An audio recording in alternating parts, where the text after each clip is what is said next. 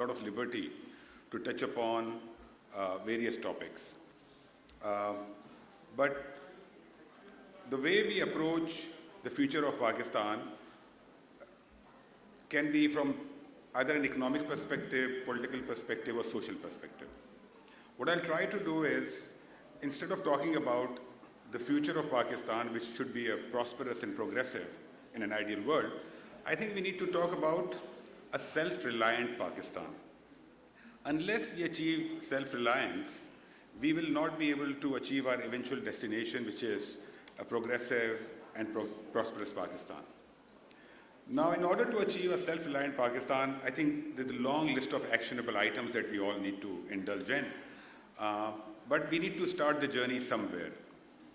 So I'll try to touch upon 3 ideas which I believe are achievable, which will have far-reaching consequences, and which will have a massive positive impact, and which will help us achieve our eventual destination of a happy and prosperous Pakistan. What are those 3 big ideas?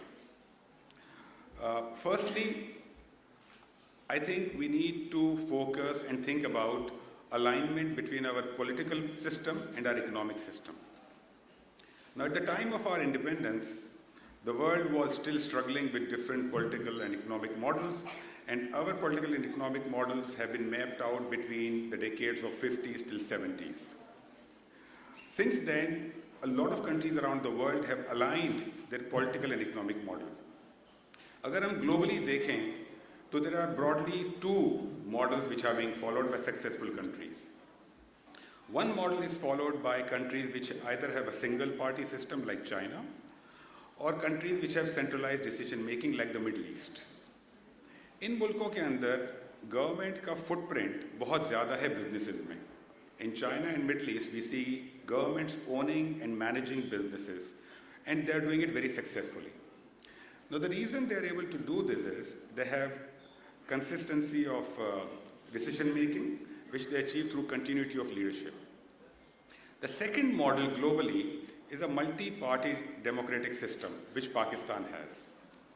आप दुनिया में कहीं भी देख लें, शायद ही कोई multi-party democratic system होगा, जिसके अंदर governments are engaged in managing businesses.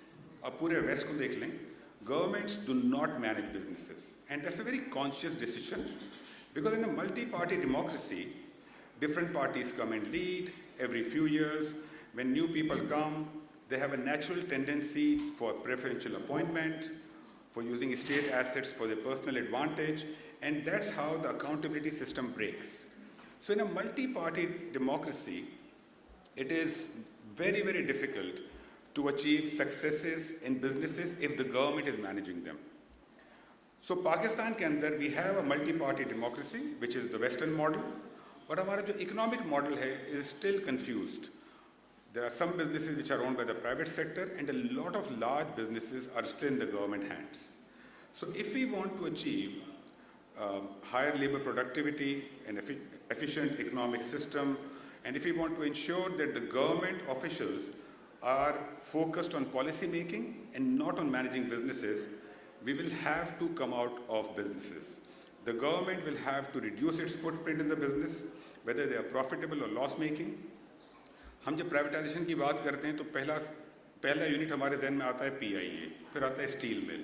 We do not think about the gas distribution companies or oil marketing companies or E&P companies which are profitable. But unless we come out of all the businesses, we will not be able to achieve economic growth which is needed for a country of 230 million people with a reasonably high population growth rate. So I think that's one idea that as a country we need to start working on. The second idea that I think we need to focus on, and that rhymes very well with what Asfar just mentioned, population growth बहुत ज़्यादा है, youth bulge है, education, water, climate, ये सारे issues हैं. Now, how do you manage these? So the second idea that I want to talk about is to reduce the unit size of the provinces and the cities that we have in Pakistan. At the time of independence, हमारे provinces की और cities की जो sizes थी वो population बहुत कम थी. Since then, our populations have grown, but the unit size has not changed. Unless we reduce the unit size with the objective to transfer the decision making at the grassroots level, we will not be able to solve the problems being faced on a day-to-day basis by all of us. So I think the other big thing that we need to do is to reduce the size of cities and provinces in a way that we have strong local governments. They should have their own budget. They should be responsible for attracting investments, and they should be responsible for investing and structuring the economic infrastructure within their own geographical region. So that's the second idea I think we need to focus on. The third idea, and the last one, which I want to talk about, is it is any state's responsibility to provide protection of life and livelihood to its people. And we cannot achieve this protection unless we have an effective judiciary in the country. हमारे यहाँ judiciary जो है at the higher level is highly focused on constitutional and political cases. It is the lower level जहाँ पर हमें judiciary को strengthen करना होगा. And unless we do this, we will not be able to retain our top talent, businesses will not flourish, investment will not come. So, at a very broad level, if we want to start the journey of seeing the big picture, having a progressive Pakistan, I think unless we have alignment of our political and economic models, unless we reduce the size of provinces and cities, and unless we focus on having an effective judicial system at the grassroots level, it will be very difficult for Pakistan to progress. So with these words, I'll stop here. Thank you. Thank you. Now I will request Mr. Lisa for his remarks. Thank you, Mr. First and foremost, I think it's amazing that there are so many people sitting in the last session. So that's very encouraging to begin with. Before I embark on any observations about the big picture in the country, I think it's important that we, including of myself, make a collective, should I say, not a judgment call, but make a collective responsibility upon ourselves that we are directly responsible for the place that we have brought the country to. The cliff that we are hanging at is something that you and I are equally responsible. Now, whatever I say in the context of three subjects that I wanted to touch upon, some of it has been taken up, like education, and I wanted to talk something about the health aspect, and the third was the most critical of it, which is our foreign policy and the alignment with the economic policy of the country. So let me first and foremost comment a little bit about the education. Now, ladies and gentlemen, you're fully aware of the fact that we have a budget deficit. So we have expenses running into 14 trillion and we have revenues of 12 trillion as a country. So that means we are overspending. That means we are all living beyond our needs.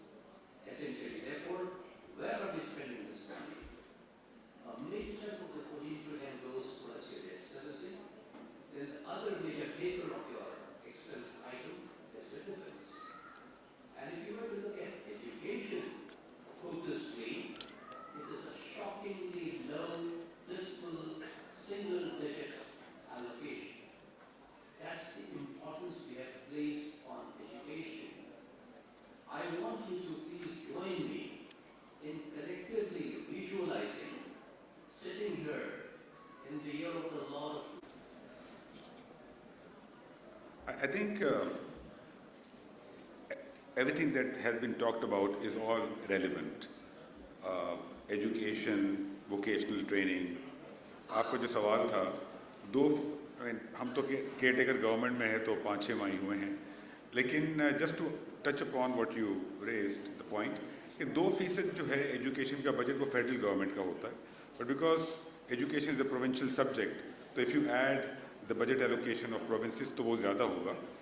Having said this, हमने focus ही नहीं किया उसके ऊपर. देखिए दुनिया में हमारे आसपास के रीजन में कितनी डिमांड है लोगों की, और हम खुद देखते हैं कि मिडल ईस्टर्न कंट्रीज़ में People are sending, other countries are sending their people by training them, और हम पीछे रह गए। एक ज़माने में हम आगे थे। तो वोकेशनल ट्रेनिंग, एजुकेशन, ये तो बेसिक चीज़ें हैं दुनिया में। तो you are absolutely right. Health के ऊपर जो टच किया सिराज साहब ने, Mahin touched upon gender and other things and climate. तो सर जो आपका पॉइंट है तो फिर तो हम होंगे ही नहीं unless we focus on that. That's a huge issue we are facing. But as far as the future is concerned, if I combine the theme of chaos and whether the future is bright or dismal, so we will have to decide as a country, depending on our actions, our policies, our direction, that will decide ना कि future dismal होगा या bright होगा. We can wish it to be bright, but we need to take the right step. And I'll go to what Amin said, okay, how will the implementation begin? But frankly, I think we have to be realistic. We can dream big, which is good. But आज की reality ये है कि we are not a self-reliant nation. We are not. हम IMF के पास जाते हैं, हम कोई भी decision लेते हैं तो हमें IMF से पूछना पड़ता है. We are not self-reliant. हमारे यहाँ FX का मसला है, 10-12 बिलियन डॉलर के रिजर्व्स हैं. हमारी एक्सपोर्ट्स बहुत कम है इंपोर्ट के मुकाबले में. हमारी एनर्जी मैसिवली इंपोर्ट होती है. एफएक्स के अलावा हमारा टैक्स कलेक्शन का बहुत बड़ा मसला है. फिस्कल डेफिसिट है, मुल्क में नुकसान है, डेट बढ़ रहा है. तो we are not a self reliant nation today. Now how do we begin? ये जो KLF ऑर्गेनाइज हुआ है, सरकार का इसमें कोई हाथ नहीं है. जो IT इंडस्ट्री साल का 3-4 बिलियन डॉलर का एक्सपोर्ट करती है, सरकार का उसमें कोई हाथ नहीं है. सरकार सिर्फ फैसिलिटेट करती है. तो we need to unleash the energy and creativity of our people. Where we have failed is we have centralized and controlled the decision making in the corridors of power in Islamabad or in the provincial assemblies. Unless we decentralize that, unless we work towards unleashing the energies and creativity of our people, we will not be able to achieve our true potential. And in order to do that, we need to empower people. We need to let go of the control that we have. And for that, it's important that either we come up with a mechanism to achieve this in the existing model that we have, which I feel is very, very difficult. And Punjab is bigger than a lot of countries around the world. Somebody was telling me Punjab is probably the 10th largest, equal to the 10th largest country in the world. It's a 100 million people province. How do you manage that? I mean, it's proven that large provinces or states or cities are very difficult to manage. I mean, we ourselves go abroad and we see that people have broken down the unit size and they have empowered people on the ground. So unless we empower people, unless we get more women in the workforce, we have better gender balance, and unless we unleash this energy, it will be very difficult for us to progress as a nation. And I think that's where the journey begins. These are not very difficult decisions. Thinking about and planning about our political versus economic system, about education, about gender, about climate, and all of this can happen. But we need to have a mechanism whereby decision making is taken where it matters and where it resides. With these words, thank you very much. Thank you. And these words I want to give to Mohammed Ali, and Mr. Wasif and all of you for your participation here. Thank you, Pakistan. Sir, given to the industry at the moment. इस वक्त पाकिस्तान में जो industry है total वो 244 billion rupees extra payment करती है और उसका जो फ़ायदा होता है जो हम सब्सिडी दे रहे हैं इस मुल्क में वो हम डोमेस्टिक कंज्यूमर्स को दे रहे हैं, स्पेशली जो लोअर इनकम लेवल कंज्यूमर हैं.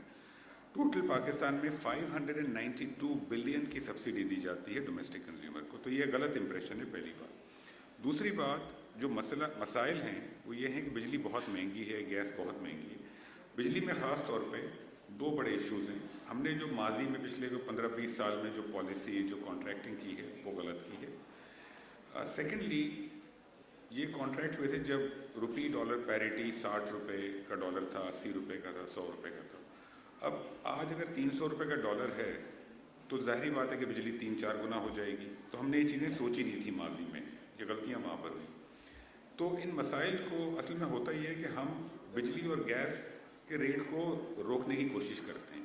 ये कभी भी नहीं रुकेंगे जब तक हमारा करेंसी स्ट्रांग नहीं होगा।